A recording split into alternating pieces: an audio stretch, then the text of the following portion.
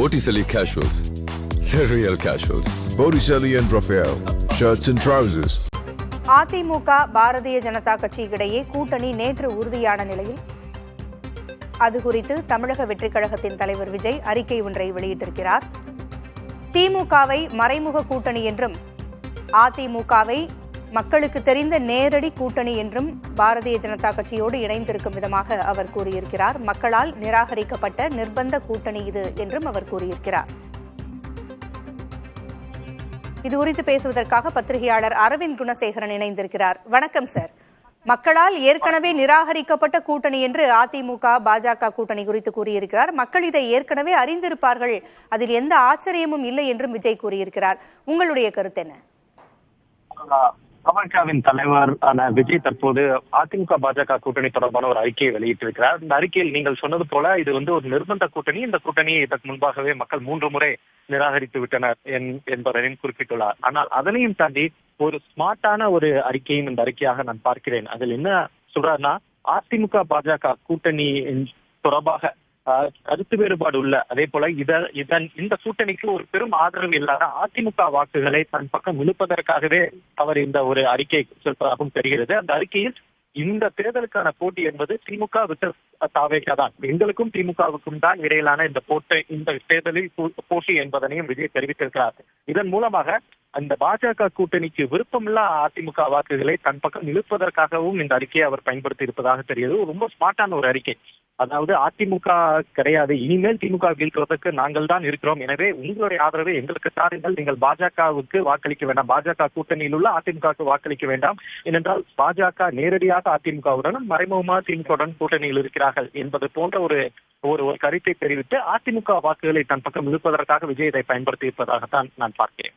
அதிமுக வாக்குகளை தன் பக்கம் இழுக்க விஜய் இவ்வாறு கூறியிருந்தாலும் அந்த அணியைச் சேர்ந்தவர்கள் ஓரணியில் திரள வேண்டும், ஒரு தலைமையின் கீழ் நாங்கள் திரளுகிறோமோ இல்லையோ திமுகவை எதிர்த்து இருக்கின்ற அனைவரும் ஓரணியில் திரள்வதில் உறுதியாக இருக்கிறோம் என்று டிடிவி தினகரன் கூறியிருக்கிறார்.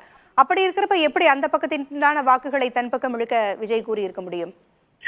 பொதுவாக பாஜகவுக்கு எதிர்ப்பான வாக்குகள் தமிழகத்தில் அதிகமாக இருக்கிறது. எனவே இந்த அதிமுகவில் உள்ள சிறுபான்மை வாக்குகள் பாஜக கூட்டணியில் மீண்டும் அதிமுக சென்றிருப்பதால் அந்த சிறுபான்மை வாக்குகள் மீண்டும் அதிமுகவுக்கு செல்லுமா என்ற சந்தேகம் தற்போது நிலவி வருகிறது. எனவே அது போன்ற வாக்குகளை தன் பக்கம் இழுப்பதற்காகவும் விஜய் இதனை பயன்படுத்தி இருக்கக்கூடும். ஏனென்றால் உங்களுக்கு நினைவு இருக்கலாம், அதிமுக பாஜக கூட்டணிக்கு வெளியே வரும்போது அதிமுகவின் பல மூத்த தலைவர்கள் தெரிவித்தது, பாஜகவுடன் கூட்டணி அமைத்ததால் தான் நாங்கள் தோற்றோம், அதாவது சிறுபான்மை வாக்குகள் எங்களுக்கு கிடைக்கவில்லை, அதே போல மதவாதத்திற்கு எதிராக உள்ள வாக்குகளும் எங்களுக்கு கிடைக்கவில்லை என்ற கருத்தை தெரிவித்திருந்தார்கள். எனவே அந்த கருத்தானது தற்போது பல வட்டங்களில் பல இடங்களில் அதிமுகவில் இன்றும் நிலவுகிறது. எனவே அந்த வாக்குகள் பாஜக கூட்டணிக்கு மீண்டும் அதிமுக சென்றிருப்பதால் அது அதிமுகவுக்கு கிடைக்காது, அதனை தாங்கள் பயன்படுத்திக் கொள்ள வேண்டும். அதற்காக தான் இந்த அறிக்கையில் பார்த்தால் எந்த இடத்திலும் அவர் அதிமுகவை குற்றம் சொல்லவில்லை. பாஜக நிர்பந்தத்தினால் இந்த கூட்டணி உருவாகிறது என பாஜகவை கடுமையாக சாடுகிறார். அதே போல திமுகவிற்கும் எதிராக கடுமையான குற்றச்சாட்டை முன்வைக்கிறார். ஆனால் எந்த ஒரு இடத்திலும் அதிமுகவை பற்றி அவர் ஒரு வார்த்தையும் கூறவில்லை. எனவே அதிமுக இது ஒரு நிர்பந்த கூட்டணி. எனவே இந்த நிர்பந்தத்தினால் தலைவர்கள் பாஜக கூட்டணிக்கு சென்றிருக்கிறார்கள். ஆனால் கட்சி தொண்டர்கள் இந்த கூட்டணிக்கு நீங்கள் நிர்பந்தத்துக்கு ஆளாக தேவையில்லை, திமுகவை வீழ்த்துவதற்கு நாங்கள் தயாராக இருக்கிறோம், எனவே எங்களுக்கு உங்கள் ஆதரவை தாருங்கள் என்பதைத்தான் ஒரு சட்டலான மெசேஜாக விஜய் தெரிவித்திருக்கிறார். இப்ப நீங்க சொன்னது போல அதிமுக குறித்து விஜய் கட்சி தொடங்கியதிலிருந்தே எதுவும் விமர்சித்ததாக தெரியவில்லை. திமுக குறித்தும் பாஜக குறித்தும் தான் அவர் மிகவும் வெளிப்படையாக பகிரங்கமாக தனது விமர்சனங்களை முன்வைத்திருக்கிறார். இன்று அவர் வெளியிட்டிருக்கக்கூடிய இந்த அறிக்கையிலும் அவர் அதிமுகவை எதுவும் விமர்சிக்கவில்லை. திமுக மற்றும் பாஜக உங்களுடைய நாடகத்தை மக்கள் புரிந்து கொள்வார்கள் என்றும் அவர் கூறியிருக்கிறார். அப்போ பார்க்கும் பொழுது அதிமுகவோடு கூட்டணி வரலாம் என்று முன்னர் அவர் எதிர்பார்த்திருந்தாரா? தாவேகா அதிமுக கூட்டணி இணைந்து திமுகவை எதிர்கொள்ளலாம் என்கின்ற ஒரு கணக்கு விஜயிடம் இருந்ததா ஏற்கனவே?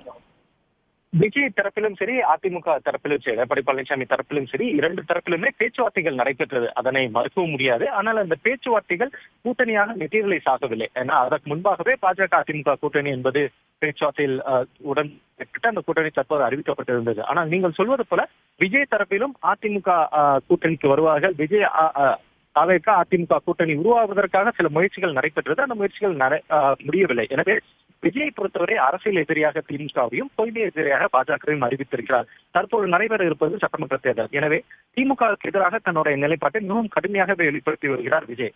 ஆனால் அவர் மீண்டும் மீண்டும் சொல்வது திமுகவுக்கு எதிரான போட்டி நாங்கள் தான், திமுகவுக்கு எதிராக இந்த தேர்தலில் நிற்பது நாங்கள் தான், எங்களுக்கும் திமுகவுக்கும் இடையில் தான் போட்டி என கூறுவதனால் அதிமுக வாக்கள் எப்படி திமுகவுக்கு எதிராக அதிமுக என்ற கட்சி உருவானதோ, எனவே திமுகவுக்கு எதிராக திமுகவை தோற்கடிக்க வேண்டும் என்பதே ஒரு கோர் ஐடியாலஜியாக அதிமுகவோட வாக்கு வங்கி இருக்கிறது. அந்த வாக்கு வங்கி தற்போது பாஜகவுக்கு செல்லாது.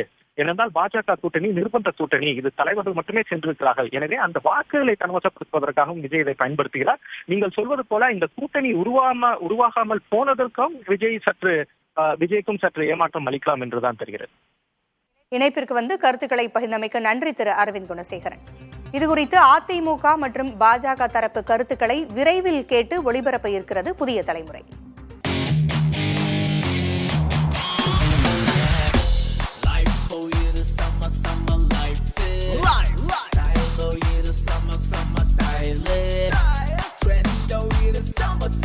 Botticelli Casuals, the real casuals. Botticelli and Raphael, shirts and trousers.